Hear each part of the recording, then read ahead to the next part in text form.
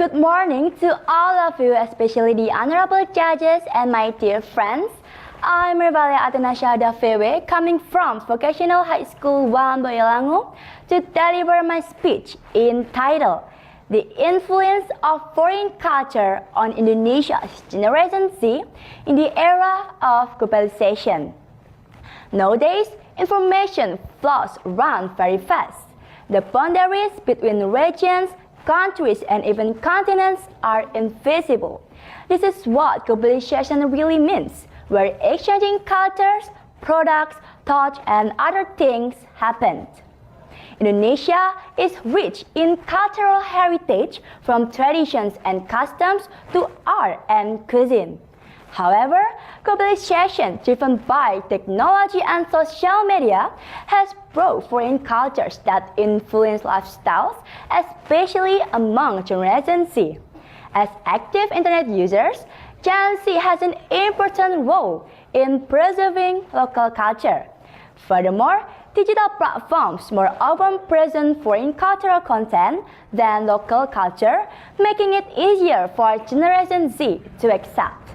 Unfortunately, in the Society 5.0 era, many young people are aware of culture but reluctant to protect it. If not preserved, our culture may fade or even be claimed by other nations.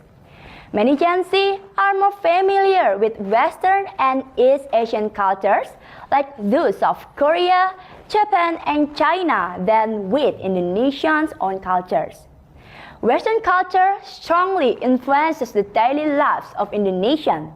It often dominates and becomes the center of trends in society. People often see Western habits and lifestyles as symbols of modern life. One clear example of Western influence is in clothing and lifestyles. Even though some Western clothes like revealing outfits or crop tops. As has happened before, kebaya has been a topic of public discussion. This is due to the controversy over Korean kebaya style, which many fear could harm traditional values and threaten the preservation of the kebaya. On the other hand, combining South Korean and Indonesian styles could help promote the kebaya internationally. In reality, Korean kebaya style is shorter in length, so many call it kebaya crop top. Then many people think its design is very different from the traditional kebaya, which is known for its simplicity and elegance. This could threaten the future of the traditional kebaya, as people might only recognize the modern version and forget the original. Many teenagers today prefer Western or K-pop music over Indonesian traditional songs. Likewise, traditional dances are losing popularity, replaced by K-pop or J-pop dances in many performances. As a result, Gen Z often views traditional arts as outdated, with K-pop dance now overshadowing Indonesia's rich cultural heritage. In addition, foreign food menus are becoming increasingly popular in the community, such as the existence of fast food restaurants that sell pasta, burger, pizza, and Western breakfast in Indonesia. These things will eventually have an impact on Indonesia. On the positive side, Indonesia has the opportunity for cultural exchange for international culture, and the progress of science and technology is growing rapidly. But on the negative side, the weakening of the nation's cultural values and people tend to live like Western culture, and domestic products are eliminated by foreign products.